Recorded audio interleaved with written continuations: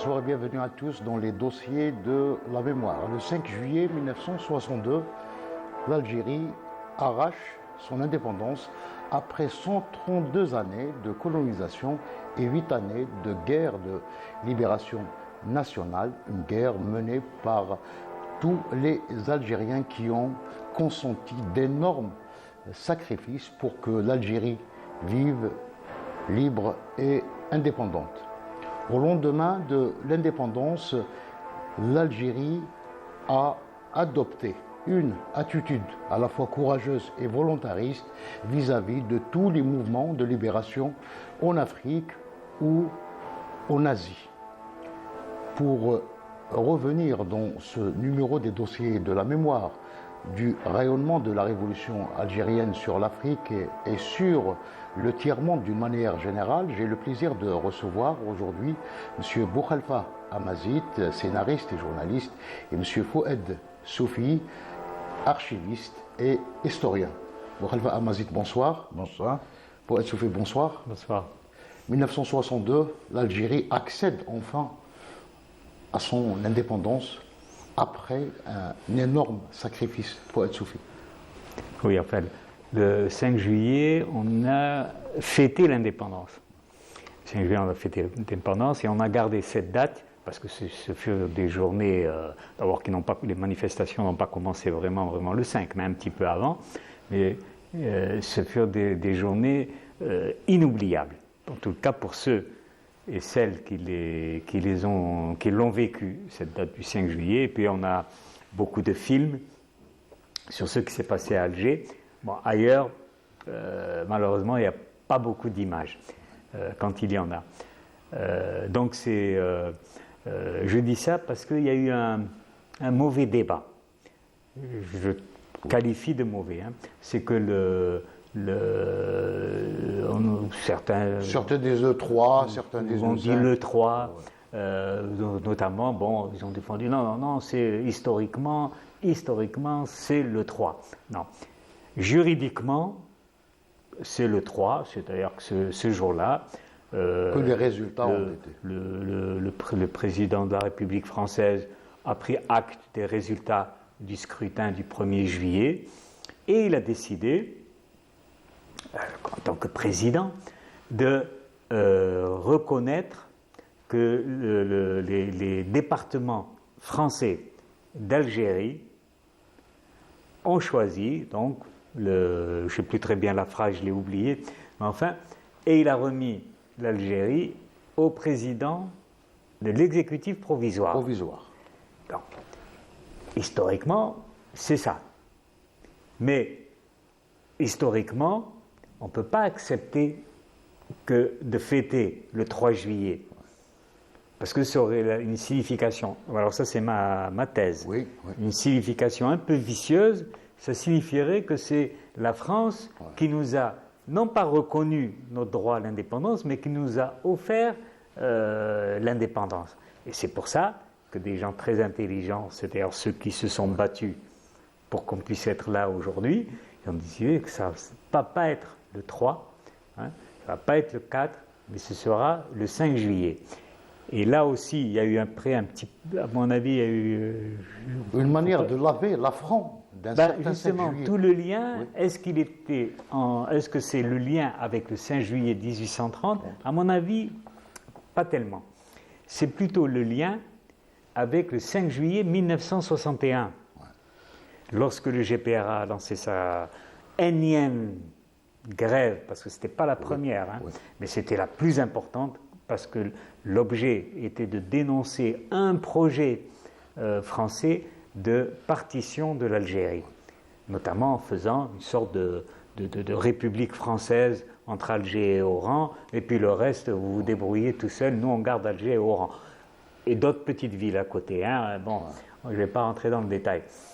Ce qui fait que la réussite, le succès de la grève du 5 juillet 1961 a renforcé le statut du GPRA.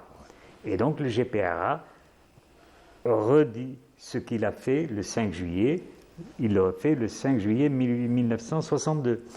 Mais je rappelle quand même un détail, c'est que jusqu'à présent, c'est-à-dire jusqu'au 5 juillet 1961, la date du 5 juillet, c'était une date de deuil. C'était une journée de deuil. Oui, oui, oui. Contre le 5 juillet 1830. Hein? Donc ça change complètement de statut, mais c'est le GPRA qui change complètement de statut. C'est-à-dire qui s'affirme et qui confirme qu'il est bien le seul et unique représentant du peuple algérien. Donc après, l'exécutif provisoire reconnaît le GPRA et lui donne l'Algérie, et le GPRA, pour des raisons politiques internes, va confier, et tu me confirmes, l'été à l'exécutif provisoire.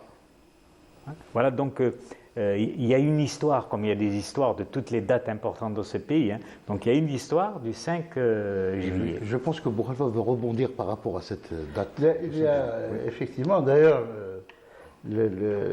la cérémonie d'officialisation s'est déroulée à Sidi Fradj. Cette cérémonie a été présidée par le colonel Mohamed El Hajj de la Wilaya 3 et le commandant Siazdin de la Wilaya 4. Et c'est à Sidi Fradj. Il y a eu le démantèlement d'une statue et d'un monument. D'un monument, oui, du monument de la colonisation. Il y a eu le démantèlement. Je me rappelle que mon grand frère, qui avait assisté, pour la petite histoire, qui avait assisté à ça, avait ramené un souvenir, un morceau de marbre. Les gens avaient cassé, ils ramenaient des morceaux de ce monument qui a été démantelé. Donc, cette occasion. Mais la commémoration de cette journée de deuil a été faite pratiquement tout au long de la guerre de libération nationale. Oui. C'était fêté, chaque 5 juillet, chaque 5 juillet, il y avait grève, il y avait aussi commémoration de cette. Je pense que ceux qui ont la décision est très sage, elle est très politique. Il ne faut pas oublier que le discours de De Gaulle, qui portait la proposition d'autodétermination, c'était un discours, une intervention radio-télévisée d'ailleurs, où il avait insisté sur une chose, où il disait en substance, jamais, au grand jamais de tout temps, il n'y a eu d'État algérien, que ça n'a jamais existé. Il répondait ainsi, à sa façon, à l'appel du 1er novembre qui disait que le but, c'est entre autres, la restauration de l'État algérien.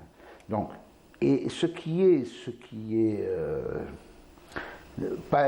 pas étonnant, mais quand même, on sent qu'il y a encore de la rancœur, du ressentiment, quand il se trouve aujourd'hui des responsables français au plus haut niveau qui contestent l'existence de l'État algérien. Pourtant, le prétexte qui a servi à la colonisation, c'était ce fameux coup de chasse-mouche ou d'éventail contre un consul. Que faisait un consul de France s'il n'y avait pas un État? Qu'est-ce qu'il faisait à Alger, ce consul-là? Il était qui? On envoie un consul quand il y a des relations entre deux États, on envoie des diplomates. Donc, ce n'est pas le premier paradoxe de la position française, du colonialisme français, très spécifiquement. Alors, un colonialisme qui s'est imposé par la force, par une brutalité sans égale, Boukhalifa. Oui, il faut dire et répéter que 1830, c'était pas un fait du hasard. C'est vrai qu'on nous dit, et lorsqu'on lit l'histoire de la partie française en 1830, c'était la France oscillait de la République à la monarchie, de l'Empire qui venait de s'effondrer, la monarchie qui était restaurée, et ainsi de suite. Et tout cela donne l'impression qu'il y avait dans l'intention française qu'il ne savait pas quoi faire de cette Algérie. Il ne savait pas quoi faire, mais quand on ne sait pas quoi faire d'une chose, et c'est discutable bien entendu, quand on ne sait pas quoi faire d'une chose, on n'envoie pas 37 000 hommes contre une ville de 30 000 habitants. On n'envoie pas une armée aussi importante. Il y avait l'intention de la colonisation, de coloniser ce pays, existait. Maintenant, de quelle manière en faire une colonie de peuplement, une colonie d'exploitation, ou ou procéder à un remplacement de la population, parce que c'est ce qu'il y avait, cette intention aussi de procéder à un grand remplacement dans l'intention du colonisateur. Donc tout cela, je veux bien discuter. Mais l'intention de coloniser, la volonté de coloniser y est. Et ensuite, ces discussions, ces débats de Byzantins, que de savoir comment, etc. Ceci étant, dès le départ, ils ont annoncé la couleur. C'est la violence extrême, sans limite. Il s'est même trouvé, dans les années en 44, en 45, des journaux français qui se sont insurgés contre la violence qui a été imposée à ce peuple. L'émir Abdelkader n'avait pas une armée. La régence turque était complètement effondrée. L'empire turc avait commencé à s'effilocher par ses extrémités. Donc la résistance était vraiment très faible par rapport à la violence de cette colonisation et de cette armée qui était venue armée jusqu'aux dents, avec des alliés. C'est une coalition européenne qui est venue. Ce n'est pas peu de choses. La résistance de l'émir Abdelkader jusqu'à 1947 a été une résistance absolument héroïque dans un pays où, je rappelle encore une fois, il n'y avait pas une armée constituée. Il a fallu, dans le feu du combat, pendant le combat, constituer cette armée et riposter, et la riposte a été très, très, très, très, très importante. Alors, la brutalité et les exactions commises par l'armée française s'explique peut-être, El Soufi, par la caractéristique fondamentale même de cette armée de 37 000 hommes que vous avez qualifiée d'une armée de brigands. C'est pourquoi ils étaient... oui. Oui. Effectivement, ce qu'il faut connaître de l'armée française, c'est la différence qu'il y a entre les soldats qui venaient de partout, et de nulle part d'ailleurs, et les officiers qui avaient fait déjà une carrière en Espagne, pour la plupart, où ils n'ont pas été tout à fait... ils avaient affaire à des Espagnols, mais les Espagnols ont gardé un très mauvais souvenir de l'armée de Napoléon. Ouais. Il faut être clair. Maintenant, Khalfa pose un problème, en tout cas à moi, en ce qui concerne l'intention. Non, ils sont venus piller, pas coloniser. Venir coloniser, ou alors il faut qu'on se mette d'accord sur le mot. Ils sont venus chercher de l'argent, des richesses. C'est ce qui explique la violence. Maintenant, il y avait des partis en France qui n'étaient pas d'accord. Bon, ben ça y est, vous avez détruit le nid de pirates, vous revenez et puis c'est tout. C'est ce que vont dire des éléments algérois, ce que j'appelle, mais je crois que ce n'est pas moi qui ai inventé l'expression, Dieu merci, le parti mort. Ouais. Ils ont dit aux officiers français, merci beaucoup, vous nous avez débarrassés, alors que la plupart étaient des Kourouglis, mais enfin, bon, ça ne fait rien. Vous nous avez débarrassés des janissaires, au revoir et merci. Eh oui, mais la mariée était trop belle. Ils se sont rendus compte, qui étaient d'honorables pillards. Il y avait les pillards, voyous, et il y avait les honorables pillards, les galonnés, qui soi-disant fils de... Enfin, pas soi-disant, fils de comte et fils de duc. La noblesse, qu'on appelle la noblesse. Mais enfin, pillards quand même. Ouais. Assassins quand même. Massacreurs d'innocents quand même. Donc, faut pas non plus... c'est pas parce qu'ils viennent d'une grande famille qui ne vont pas. D'ailleurs, il paraît même que le mot pied noir vient de là. C'est-à-dire les soldats, ils se lavaient même. Bon, les pieds, ouais. Alors, ce qui est intéressant, c'est que l'appétit, pour utiliser une phrase, l'appétit va venir en mangeant.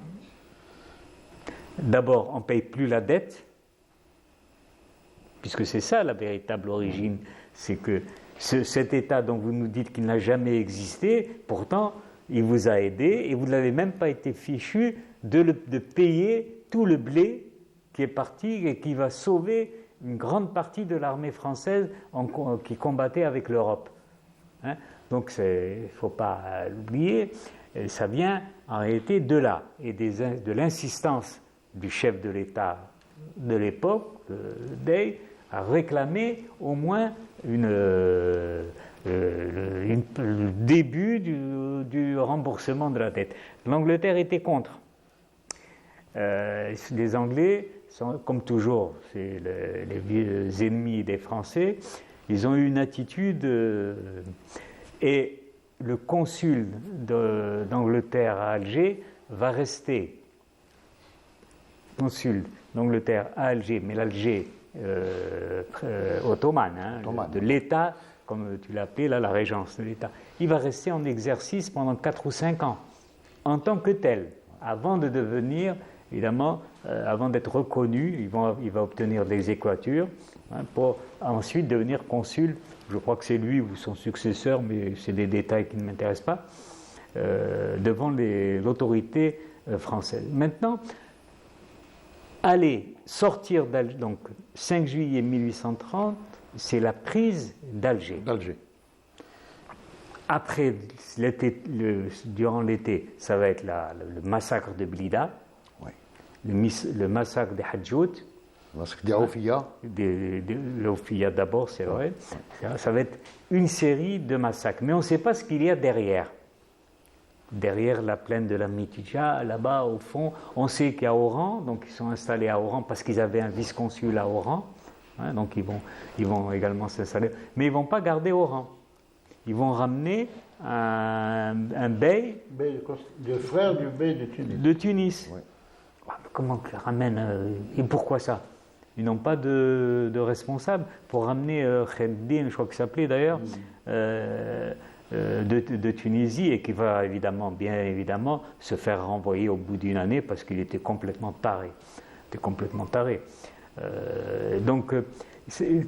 Mais pour moi, c'est un signe. Je crois que juste pour ce point-là, Clausel était contre le fait. Il a dit nous n'avons pas pris des vies pour les donner à des. C'est-à-dire que l'intention commençait à se préciser. Oui, c'est ce que je dis. Voilà. L'appétit. Oui, voilà, exactement. L'appétit vient en mangeant. On va chasser de Mostaganem, et on a dans les archives, et ces archives existent.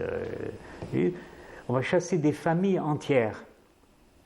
Et va apparaître dans le vocabulaire de l'époque deux mots, bien vacant. Alors, on les chasse. Et puis on décrète que leurs biens, leurs maisons, leurs propriétés de terre, etc., sont des biens vacants. Donc un bien vacant, qu'est-ce qu'on en fait? On le verse dans les biens de l'État. C'est pour ça que l'une des premières administrations qui s'installe, c'est l'administration des domaines. Oui. C'est l'administration des domaines. Et parce qu'il fallait piller tout ce qu'on a, le trésor de la Kasbah. Le trésor de la Kasbah, mais on va tout prendre, tout ce qu'on peut prendre va être pris. Et donc, ces familles de Mostaganem, on va les mettre dans des bateaux, direction Tunis. Alors, d'un côté, on ramène un bey tunisien, de l'autre, on chasse ces Kourougli, et les descendants de ces familles vivent encore à Tunis. On a rencontré plein. Ils viennent encore voir leurs cousins, etc., ici à Alger et à Mostaganem. Mais, par contre, pourquoi je dis ça? Pourquoi j'insiste? Parce que c'est d'abord Alger, essentiellement Alger, accessoirement Annaba et Oran, mais Constantine, ça ne va pas être une affaire... Constantine va résister, non seulement va résister, mais va venir à bout du camp d'Henri Raymond, le gouverneur, etc. Enfin, bon, Ça va être la grande défaite. assauts, oui. La grande défaite. Et il se trouve qu'il y a encore des forces suffisamment vives dans le pays pour que le bey de Constantine, Haj Ahmed, qui a participé à la bataille de Staweli et qui a vu l'entrée des Français, va à son tour dire bon, ben, mon beylik ne fait pas partie, plutôt, il va essayer de construire une sorte de beylika, hein, mais il n'aura pas la reconnaissance de Bab el-Ali, du sultan de. Par contre, à l'ouest et au centre, il va y avoir. Bon, alors je laisse tomber ce qui s'est passé à Médéa, le bey de Médéa. Lui, il a eu des attitudes. Par contre, de l'autre côté, à l'ouest, c'est le début de l'épopée de l'émir Abdelkader. Et l'émir Abdelkader, comme l'a bien dit tout à l'heure Boukhalifa, va construire une armée, mais au-delà de l'armée, il va construire un État. Il va construire un État, et les éléments de cet État vont être repris, hein, quand, encore une fois, la mariée était trop belle, vont être repris après 1847 par l'administration française, avant qu'ils ne les chassent. Pourquoi ? Parce qu'il y a eu un problème à Alger. Il y a eu un problème à Alger. Les fonctionnaires de l'administration ottomane ont été chassés. Ils sont restés chez eux. Ils vont disparaître. Mais quand on a voulu gérer, on s'est retrouvé sans archives. Et avec une méconnaissance crasse de la ville. Donc on va leur refaire appel, et notamment au chef de cette administration qui était le Khaznaji. Et le Khaznaji déclare « Ah non, non, nous on n'a pas d'archives. On n'a pas d'archives, il n'y a pas de documents, il n'y a rien du tout, voilà comment on a travaillé. » Évidemment, ça a fait plaisir de dire à l'ennemi « Il n'y a pas d'archives. » L'ennemi était content. Il n'y a pas d'archives. On vous a dit, ce n'est pas un pays. On vous a dit, ce n'est pas des gens normaux. Il n'y a pas d'archives. Il n'y a pas d'archives. En réalité, il a menti. Il avait menti, puisqu'on va découvrir les archives, à partir desquelles on va gérer petit à petit, et on va découvrir qu'il y a une propriété qu'on ne connaît pas, les biens de main morte, waqf. Et on va exiger des Algérois de ramener les titres de propriété. C'est comme ça que ça se met petit à petit en forme, et qu'ils vont prendre conscience, hein, que contrairement à leurs descendants, hein, il y avait bel et bien un État. Il y avait bien qui consignait systématiquement tout. On va retrouver des registres de salaire, on va retrouver, oui, des actes de propriété, des actes de mariage. Donc il y avait même une sorte de... Il faudrait revenir d'état civil, mais... Une forme d'état civil. Mais on va trouver, par exemple, les derniers actes qu'on a... Les nominations, notamment. Les nominations. Oui. Et on va découvrir qu'en fait, il y a toute une histoire. Tiens, les nominations me font penser à des petits détails. Vous avez un bey, il ne donne pas satisfaction dans un beylik, mais c'est quand même quelqu'un d'acceptable. Alors, il est muté, escalité, bey, dans un autre... c'est exactement ce qui se passe dans tous les pays. Il y a des mutations, des changements, des élévations à des grades, sauf que les grades supérieurs, ça commençait à être des kourouglis. Ça commençait au XVIIIe siècle qu'on commençait au changement. Voilà où... Et ça va être une des explications de la rage de l'armée française de l'époque. Mais je rappelle, ce sont des pillards. Mais vont entretenir, Boukhalifa Amazit, le mythe de l'Algérie terra nullus, comme on dit, non ?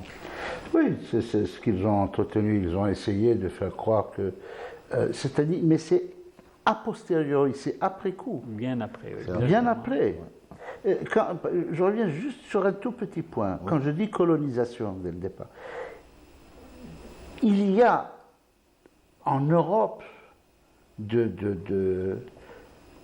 19e siècle, de cette partie du siècle, il y a un très grand événement, de grands événements économiques qui se déroulent. L'invention de la machine à vapeur, l'invention du jacquard, c'est-à-dire que ce sont maintenant ces machines, cette industrie qui est naissante. C'est le début de la deuxième révolution industrielle, particulièrement en Angleterre, pas en France. La France restera un pays agricole durant très longtemps. Ce n'est qu'à partir des années 60-70 que vont commencer à se développer les grosses industries. Donc, recherche des matières premières, recherche de marché. Les matières premières, c'est à 1000 kilomètres. Vous imaginez, à 1000 kilomètres. Les Américains se posaient une question quand ils voyaient les Français aller si loin, ou les Anglais aller si loin de l'Europe pour conquérir des espaces, alors qu'à 1000 kilomètres de chez eux, ils avaient des espaces. C'est-à-dire, c'est le début, Alger, je le dis encore une fois, c'est le début de la colonisation de l'Afrique. C'est à partir d'Alger que les colonnes qui ont été au Tchad, qui ont été en Afrique, dans tout ce qu'on appelait le Soudan, ce qu'on appelle aujourd'hui le Sahel, c'est à partir d'Alger que sont parties ces colonnes de militaires.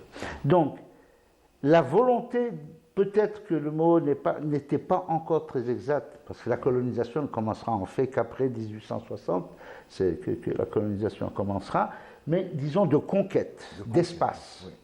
D'espace pour la vie de l'industrie, des industries naissantes. Donc, la pression, très rapidement.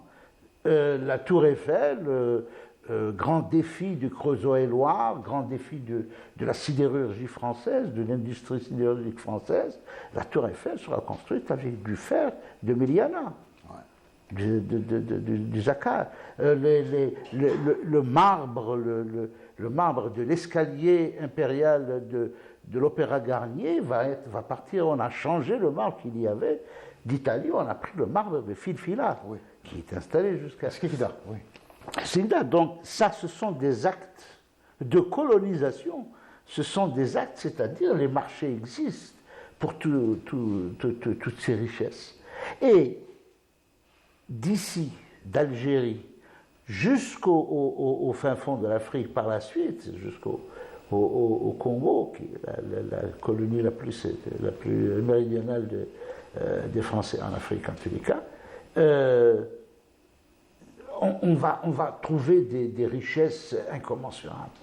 Les foires qui étaient organisées à l'époque témoignent aujourd'hui, des affiches, les documents témoignent de ce. Nous ne sommes pas partis très loin pour rien, nous sommes partis pour construire. Et si les principaux pays européens qui étaient des pays de colonisateurs, ont atteint l'opulence, y compris la petite Belgique, qui n'a aucune ressource. Oui. Qui avait le pays le plus riche, c'était une propriété du roi Léopold. Le Congo, qu'on appelle le Congo-Kinshasa aujourd'hui, oui, la République démocratique du Congo, aujourd'hui, était une propriété privée. C'était le jardin de Sa Majesté, et non, ce n'était pas la Belgique. Oui. Donc, des petits pays, tout petits pays, ont réussi à avoir des empires, et très facilement. Les Pays-Bas. Les Pays-Bas, mais qui ont été jusqu'en Indonésie. Donc, le fait colonial, l'acte de colonisation, répondait à une situation économique désirée, imposée par les bouleversements industriels, la révolution industrielle, de cette époque. Et ce qui s'est passé, c'est que pendant que la France s'industrialisait, donc à partir de la deuxième moitié du XIXe siècle, quand il s'industrialisait, le colonat ici empêchait l'industrialisation.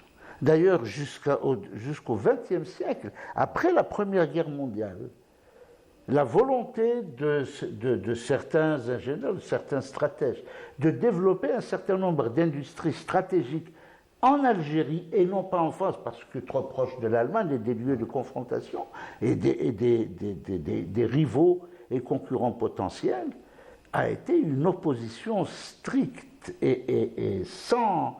le colonat le colonat a imposé le système féodal. Si la paysanne, si il y a eu recul, effectivement, c'est-à-dire la misère considérable des paysans algériens au début du XXe siècle, il a fallu qu'ils émigrent parce que, bon, l'industrie avait besoin de bras.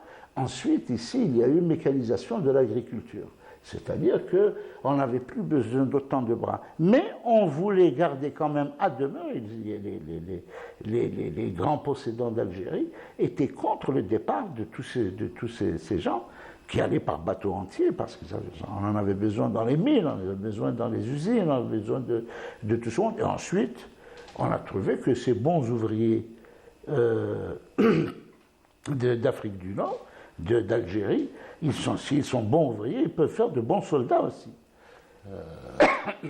Alors, dans ce contexte, à partir de 1860, les Algériens, malgré toutes les brutalités, toutes les exactions, les razzias, etc., il y avait quand même une résistance. Les Algériens n'ont jamais renoncé au fait donc à la lutte contre l'installation de cette colonie de peuplement. Bon, bien évidemment. Ce qu'on appelle, à mon avis, un petit peu, c'est un peu trop serré, la résistance de l'émir Abdelkader. Oui. L'émir Abdelkader ne s'est pas contenté de résister, je le rappelle, il construisait un État. De l'autre côté, Ahmed Bey, il avait essayé de se maintenir, mais ce manque d'alliance entre les deux a fait que, bon, il y a maintenant il y a un petit livre du fils de Hamdan Khoja qui explique qu'il a été envoyé auprès du Bey, donc on est toujours dans les années 1831, je reviens en arrière, pour négocier la reddition de Ahmed Bey et le rabibocher avec les Français. Sauf qu'il explique qu'on lui a dit attention à Ben Issa, l'adjoint l'émir. L'adjoint de Ahmed Bey, qui n'acceptera jamais l'alliance. S'il apprend que tu viens lui faire cette proposition, il a dit voilà ce qu'on m'a dit, il te coupe la tête. Il préfère plutôt trouver les moyens de s'allier à l'émir Abdelkader. Bon, mais ça, c'est évidemment. Ça relève de la stratégie de l'époque. Hein, voilà. Mais il y a un détail sur lequel j'espère continuer. Oui. Vous savez, j'ai fait un travail de comparaison de l'armée ziyánide et de l'armée espagnole en 1509, quand les Espagnols prennent la ville d'Oran. L'armement, globalement, à part un canon, était le même. Par contre, en 1830, c'est terminé. On a déjà, comme tu l'as très bien signalé tout à l'heure, un bateau à vapeur, voile et vapeur, c'est vrai. C'est ce bateau d'ailleurs qui va aller tout de suite transmettre l'information de la prise d'Alger à Toulon. Et après, ça va être le télégraphe. C'est que là déjà, il y a un gros décalage entre ce qui se passe, mais pas simplement en Algérie, dans tout le monde. Même aux États-Unis, etc., on a commencé. Voilà. Oui. Cette sorte, j'aime pas le mot déclin, ni décadence, mais en fait, il y a une sorte de blocage quelque part. Il y a une sorte de blocage. Mais l'armée française vient avec des armes modernes par rapport à l'époque. Modernes par rapport. Alors j'aime bien faire. Pardon, juste ce que tu dis, l'émir Abdelkader acheté ses armes chez les Britanniques, chez les Anglais. Chez les Anglais. C'est-à-dire qu'ils Ils étaient déjà en avance. La Ils révolution étaient- industrielle a commencé en Angleterre, oui. Il avait son armurerie. Oui, mais Il avait son armurerie. Et parfois des armuriers italiens, français, ou mais enfin, il fait la guerre. Il n'a pas le temps d'asseoir son. Donc il faut acheter. Absolument. Ce sont les Anglais qui vont. Mais les Anglais, ils sont où? Ils sont à Gibraltar. Il ne va pas aller là-bas en Angleterre. Ils sont à Gibraltar. Et les liens, c'est avec une partie de la population algérienne qui va être utilisée. Ce sont les Algériens de confession juive. oui, oui. On va les retrouver. Ils ne sont pas innocents. Ils vont pas regarder et attendre. Non, ils se battent. Le représentant de l'émir Abdelkader, à Alger, était un juif, Ben Durand. Ben Durand. Et les Juifs d'Alger, d'ailleurs, c'est un historien français qui le rapporte, originaire d'Oran d'ailleurs, qui le rapporte. Il a dit: je ne comprends pas pourquoi les Juifs d'Alger en 1830 se sont enfuis. Et on est là, on arrive, on va vous libérer. Et ils se sont enfuis. Bon, je ferme la parenthèse. Donc il y a eu l'émir Abdelkader. Et l'émir Abdelkader, s'il va arriver jusqu'au bout de sa lutte, c'est parce qu'il y a la politique de Bugeaud, la politique de la terre brûlée. Ouais.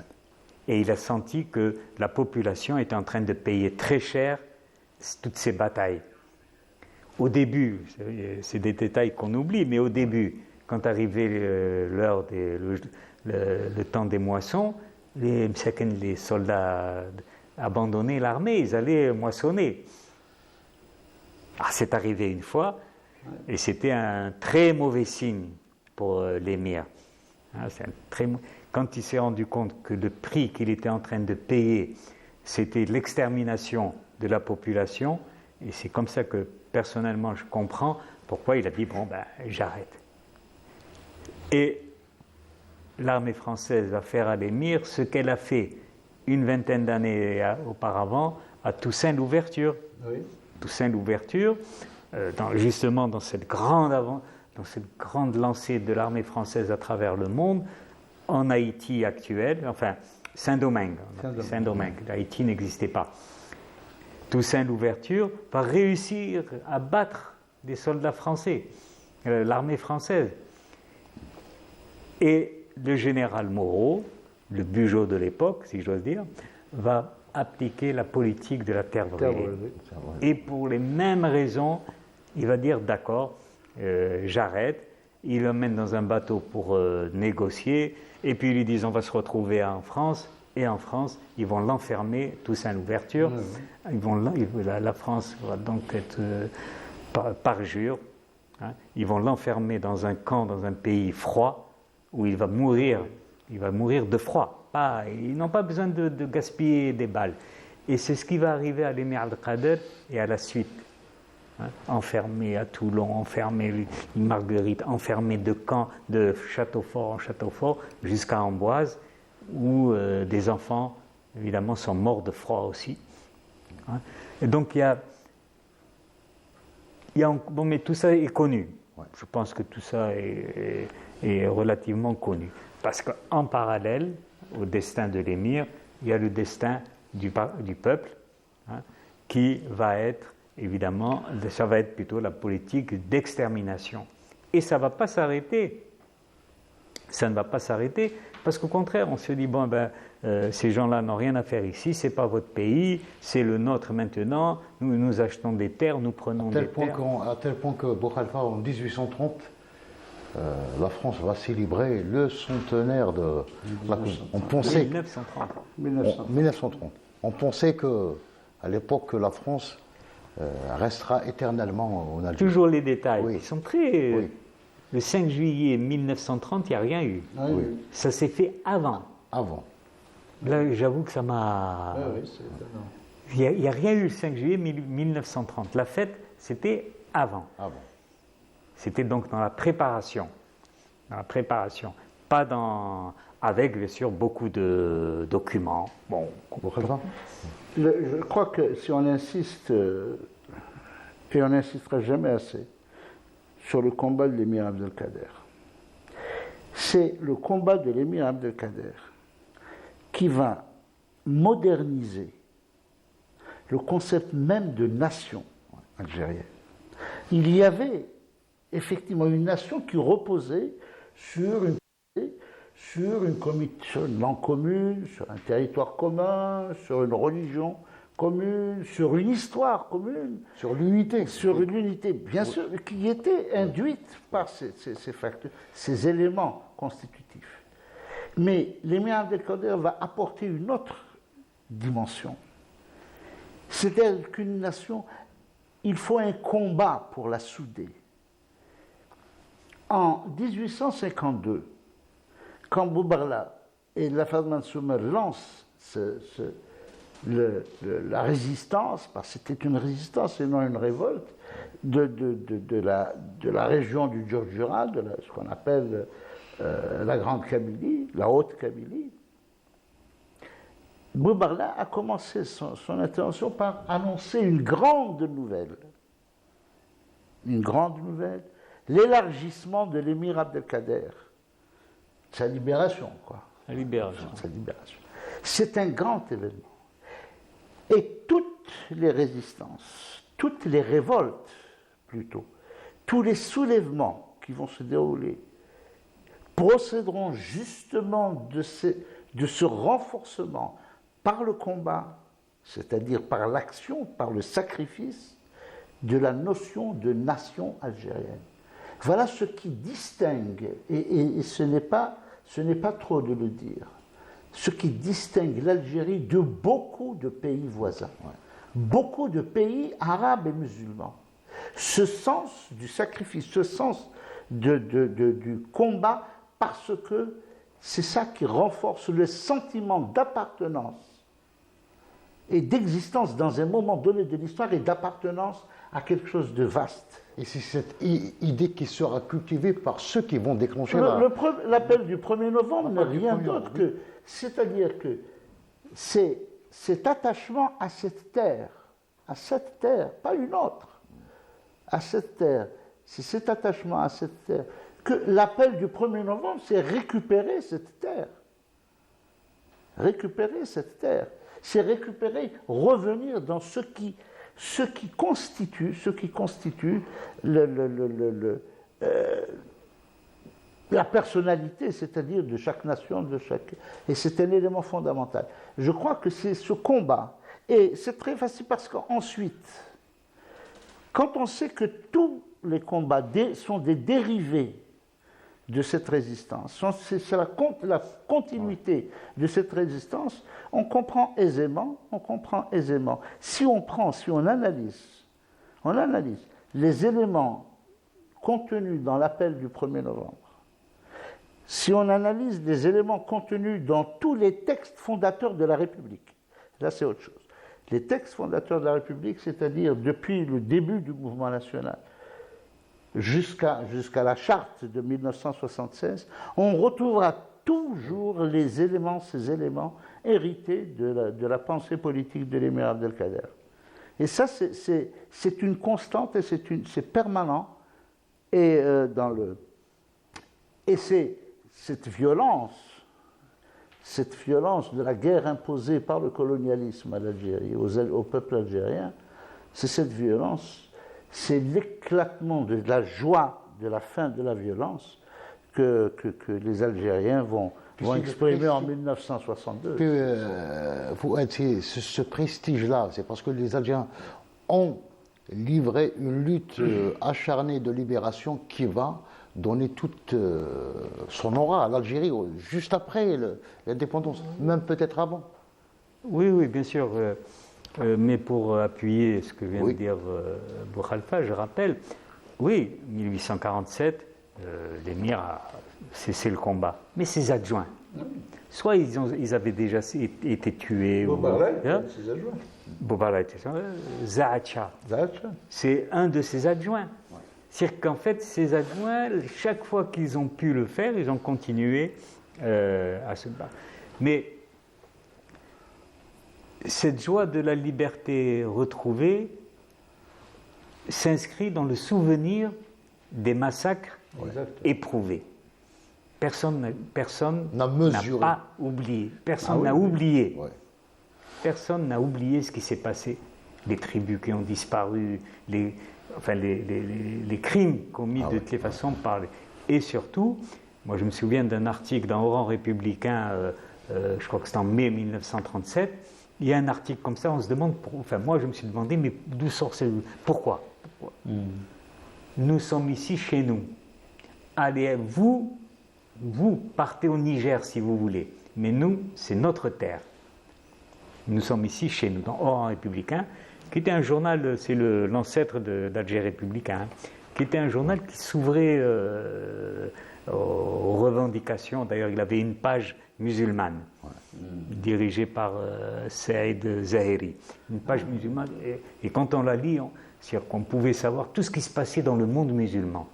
Et donc, tout d'un coup, il y a un article, nous sommes ici chez nous, voilà, je retrouve, nous sommes ici chez nous, et c'est à vous à partir au Niger. C'est-à-dire que même en 1937, c'est-à-dire après le Front populaire, après toutes ces luttes sociales, après toutes ces naissances de partis politiques, il y avait encore des colons qui voulaient chasser les Algériens et les renvoyer au fin fond du désert, là-bas, au Niger. C'est dire... La similitude avec ce qui se passe aujourd'hui en Palestine. Qui plus est. Mais je voulais dire, c'est dire la violence, non pas seulement militaire et armée, mais même idéologique. Même la violence dans les prises de position, etc. Vous savez, la valise et le cercueil qu'on veut imputer aux Algériens. Pas du tout. C'était l'Ouest. Pas du tout. La valise, le terme, c'était simple, c'était dans les élections justement du Front populaire. Si vous votez pour le camarade Bovino, préparez vos valises. C'est-à-dire, si vous votez pour les communistes qui sont des alliés des nationalistes, etc., préparez vos valises. Et c'est en 1947, qui là aussi c'est une date que sort un journal. En fait, c'est un faux. Je crois que c'est l'Étoile algérienne. L'Étoile algérienne, avec cette expression, la valise ou le cercueil, en faisant croire que c'était un journal du PPA, clandestin. Mais très vite, on sait que ce journal a été inventé, créé, imprimé par Maurice Régas, un élément de l'extrême droite, des partis d'extrême droite, c'est-à-dire les ancêtres de l'OAS. Voilà. Globalement, d'abord, le système colonial est fondamentalement raciste. Il n'y a pas de bonne colonisation. Ça ne peut, c'est pas que ça n'existe pas, ça ne peut pas exister. Jusqu'à nos jours, ça ne peut pas exister. Et je ne veux pas aller trop loin, je ne veux pas discuter. Ça ne peut pas exister. Ça fonctionne comme ça.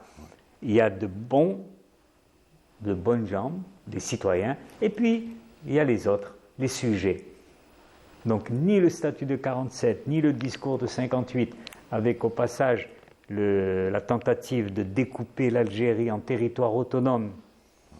Voilà encore une autre violence, c'est-à-dire que la région Oran-Tlemcen n'a plus rien à voir ni à discuter avec la région des Kabylies ou alors la région de Constantine. C'est des territoires autonomes les uns des autres. Les uns des autres. Ils auront leur gouvernement. C'est Gaza, la Cisjordanie. Voilà. Exactement. Mais comme De Gaulle est arrivé... Le Vietnam du Sud, la Corée du Nord, la Corée du Sud. Voilà. Mais comme les peuples. Ça, c'est la pratique française.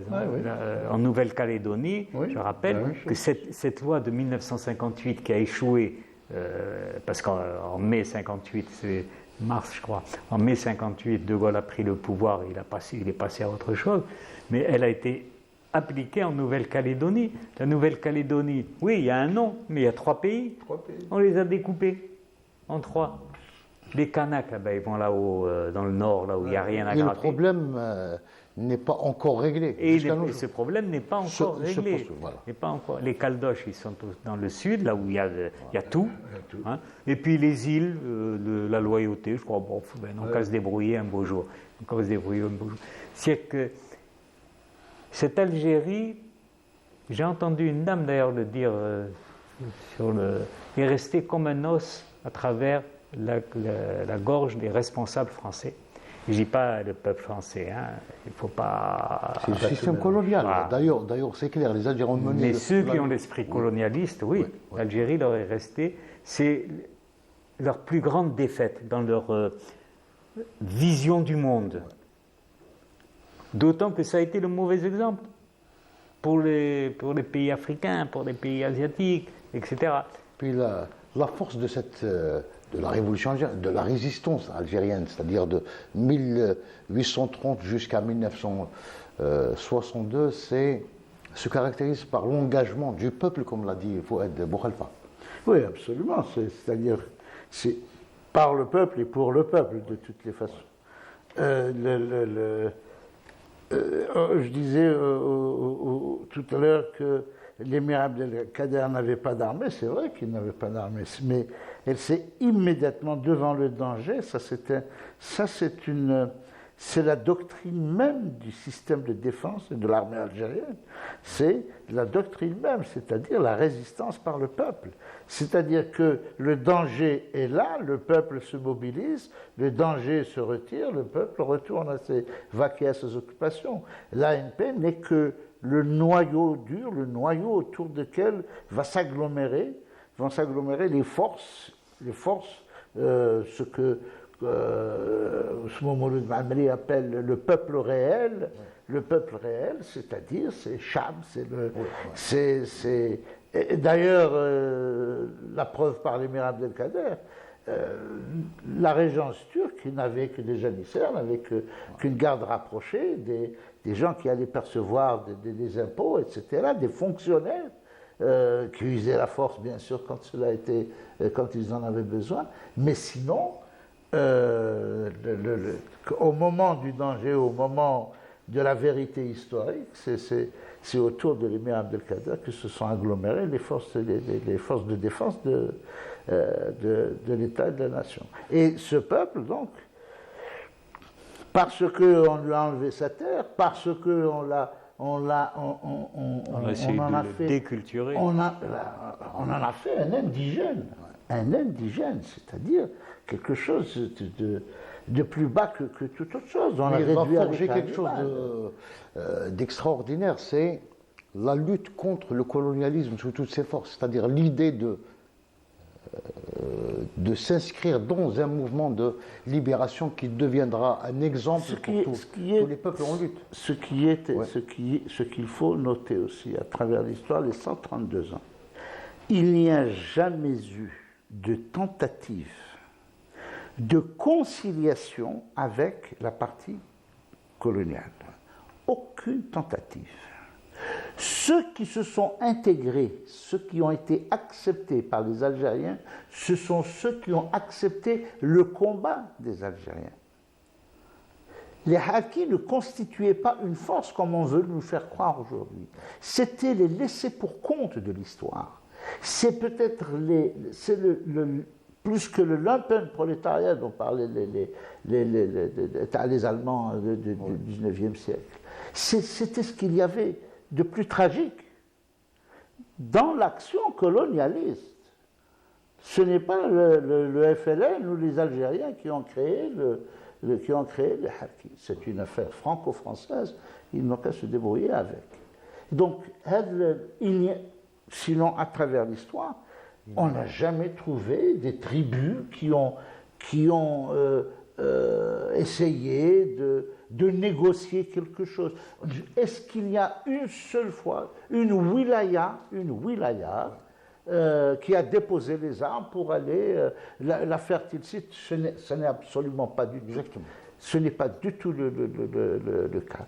Est-ce qu'il y a une wilaya qui a rendu les armes et qui a dit bon, je vais rejoindre la France? Et jamais ça ne s'est passé. C'est quand même assez étonnant. malgré les efforts de la France de trouver une troisième force, d'introduire une cinquième colonne, de faire tout ce qui... Rien du tout. C'était c'est-à-dire dans le sens historique du terme, dans le sens de cette rupture, parce qu'on ne peut pas parler de rupture parce qu'il n'y a jamais eu de concorde, ou de conciliation, ou de lien. Oui, oui, pardon. La révolution algérienne était un exemple pour les peuples en lutte. Mais avant de... Oui, c'était un exemple. Mais avant, toujours pour la deuxième fois, j'appuie ce que dit Alphonse. Par exemple, dans les combats politiques dans les années 30 et même 40, etc., il y avait, paraît-il, il y avait un mouvement qu'on a taxé d'assimilationniste. C'est-à-dire certains intellectuels, en arabe et en français d'ailleurs, qui demandaient, mais ils demandaient quoi?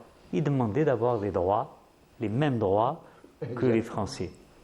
Mais pour avoir les mêmes droits que les Français, il fallait devenir français. Non. Je veux les mêmes droits, mais jamais, statut personnel. Jamais aucun de ceux qu'on taxait politiquement d'assimilationnistes n'ont demandé la nationalité française. C'était alors pour le coup la ligne rouge à ne pas. Eh bien, je pense que même ce détail, je ne sais pas pourquoi j'ai toujours le mot détail même ce type de résistance, mais vous serez incapable de nous donner les mêmes titres que vous avez puisque vous êtes raciste. C'est un État raciste. Oui. Donc, les colons ne voulaient pas leur donner le droit de vote. Mais ils étaient logiques dans leur politique. On peut pas, si on donne le droit de vote aux Algériens, ils vont nous submerger. Hein? Donc, il n'y avait pas ce droit de vote, mais eux-mêmes n'ont pas demandé à devenir français. Alors, les historiens, beaucoup d'historiens, j'en ai entendu un hier, ils n'ont rien compris à la politique des assimilationnistes. Ah oui. Les assimilationnistes demandent l'égalité. On ne dit pas l'intégration comme ils demandent d'abord l'entente. L'entente. Ensuite, ils vont demander l'égalité. Et après, ils vont dire, on demande la République algérienne. Voilà. Là, c'est un développement logique. Vous savez pourquoi j'ai dit ces trois mots? Ce sont les titres des journaux de Farel Abbas. Voilà. Parce que les historiens chez nous ont confondu le débat politique des années 30 et 40 avec les positions, avec l'histoire. Ils ont reproduit le discours des messalistes ou des communistes ou des abbassistes sans prendre la distance. Mais il ne faut pas faire uniquement de l'histoire à partir des discours des uns et des autres. Il faut voir la réalité sociale. Il faut voir comment est née cette couche moyenne. Une élite qui va s'affirmer donc à partir des années 20, c'est une élite qui va... Et ça va donner des idées à ceux, entre autres africains, qui venaient faire des études ici, à ceux des Tunisiens et d'autres qui venaient faire leurs études ici, en Algérie. Au début, même d'ailleurs, quelqu'un qui était que de passage au début du siècle, Mohamed Abdou. Mohamed Abdou, il n'avait rien compris. Il débarque du Caire, il arrive dans une ville d'Alger qui était déjà à l'âge de l'électricité.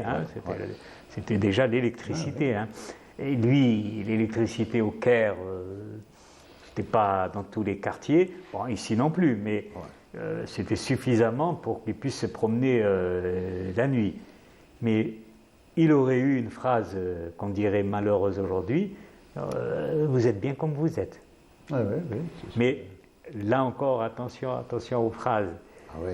Il leur dit, il a compris leurs revendications, mais vous n'avez pas les moyens de chasser le pouvoir, la colonisation française. Dans le contexte de l'époque. Dans 1903. Il ne faut pas exagérer non plus. Il faut tout contextualiser. Lui, il vient du Caire. un Caire où les Anglais, même d'ailleurs les Belges et beaucoup d'autres pays, mais les Anglais, en Inde notamment, mais là où ils ont été, ils n'intègrent pas, ils ne s'intègrent pas, et ils n'intègrent pas, même pas les premiers, à part les milliardaires. Ah, ça, les milliardaires, les Rajas et les Maharajas, ou je sais pas quoi, là, on voit des chapitres, on leur donne un coin, vous régnez ici, etc.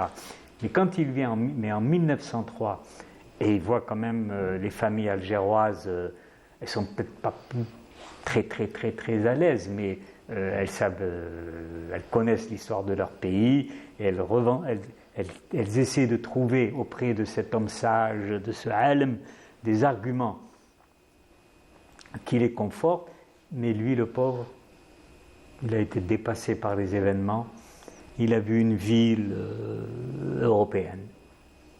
Il a vu une ville européenne, et c'est d'où sa réaction, vous êtes bien. Bon, mais là, je sors de l'Afrique. Maintenant, pardon, vas-y. Là, c'est juste pour être, ce que tu disais tout à l'heure, il est impossible de négocier avec le colonialisme. Voilà. Parce que le colonialisme, c'est la forme suprême du racisme. En ce sens que ce n'est pas un hasard si c'est avec le début des abolitions du racisme que l'idée colonialiste a germé. Je m'explique. Quand on a commencé à abolir l'esclavage, on a dit pourquoi est-ce que je vais me contenter de prendre des populations d'un continent et les vendre sur un autre continent? Si je peux prendre le pays tout entier, si je peux prendre le peuple, sa terre, sa force de travail, sa culture, tout, pourquoi est-ce que je vais faire du commerce des individus seulement? C'est-à-dire que c'est l'esclavage qui existe depuis que le monde est monde, j'allais dire, depuis que les inégalités existent, depuis que les puissances, les superpuissances existent. Cet esclavage va petit à petit se transformer en colonialisme. C'est l'essence même. Donc, on ne peut pas... C'est la fin de la traite qui a donné d'ailleurs le colonialisme. C'est ça. La fin du 18e. Voilà. Jamais. Il n'a jamais été question pour l'émir Abdelkader qui résistait de négocier avec des gens qui viennent manger mon pays. On ne négocie pas avec ces gens. Il faut que tu changes d'idée, il faut que tu changes de position pour qu'on puisse négocier. Dernière question pour vous deux. Donc, les enseignements de l'indépendance et de la révolution algérienne. Pour Ed et puis Bourhel. Oh, les enseignements. Sur le plan international, notamment. Non, ce que je crains surtout actuellement, tiens, c'est les dossiers de la mémoire. C'est la transmission actuellement de cette mémoire. C'est-à-dire, quand on entend dans la rue, avant c'était mieux, je dis qu'il y a un problème quelque part. Je dis il y a un problème quelque part. Et ce problème, il faut le prendre à bras-le-corps. C'est-à-dire, on ne peut pas continuer, je le dis... À cultiver cette nostalgie colonialiste. Oui, il faut le prendre à bras-le-corps. C'est-à-dire que, bon, d'abord, avant, c'était pas mieux. Ben, c'est clair, pour 95% des Algériens, avant, c'était pas mieux. Ils n'avaient pas le droit, ils n'allaient pas à l'école, ils n'avaient pas le droit comme je l'ai dit à quelqu'un, un petit jeune qui avait dit ça comme ça, de se balader la rue d'Idouche. C'est des choses que les jeunes ont oubliées. Un Algérien ne pouvait pas se promener rue d'Idouche Mourad. Un Algérien ne pouvait pas s'arrêter dans un village et prendre un café au café des colons. Le café des colons. Il ne pouvait pas, il le laissait même pas rentrer. Et tant qu'on oublie ce qu'ont vécu, et ça c'est déjà celui qui m'a raconté cette histoire de café, il était chauffeur du sous-préfet. Et c'était un sous-préfet qui venait de débarquer en Algérie, il venait de France, il n'avait rien compris encore, il n'avait pas vu. Ils sont arrêtés dans un petit village, Et il a dit, bon allez, venez prendre avec moi un café. Le chauffeur, il lui a dit non. Il dit, comment ça non? Il lui a dit non, je vous attends. Il a dit non, tu viens prendre avec moi. C'était comme on les appelait avant, les Français de France, ce sous-préfet. Il est rentré, donc, il a obligé à le suivre. Il rentre au café et puis il voit la barmaid là-bas. Et toi, l'arabe, qu'est-ce que tu fais là? C'est à moi que vous parlez? Non, non, je parle. Eh bien, vous allez lui servir un café. Jamais, il va sortir immédiatement. D'accord. Voilà qui je suis. Ah, il fallait me le dire. Il lui a servi un café parce qu'il était à côté du sous-préfet. Et à l'époque, les sous-préfets, il n'y en avait pas beaucoup, et ils étaient puissants. Ça veut dire que nous sommes en 1950, dans la tête des petites gens, des petits pieds noirs, coule encore dans la tête, dans les veines. Le racisme, nous sommes la caste supérieure.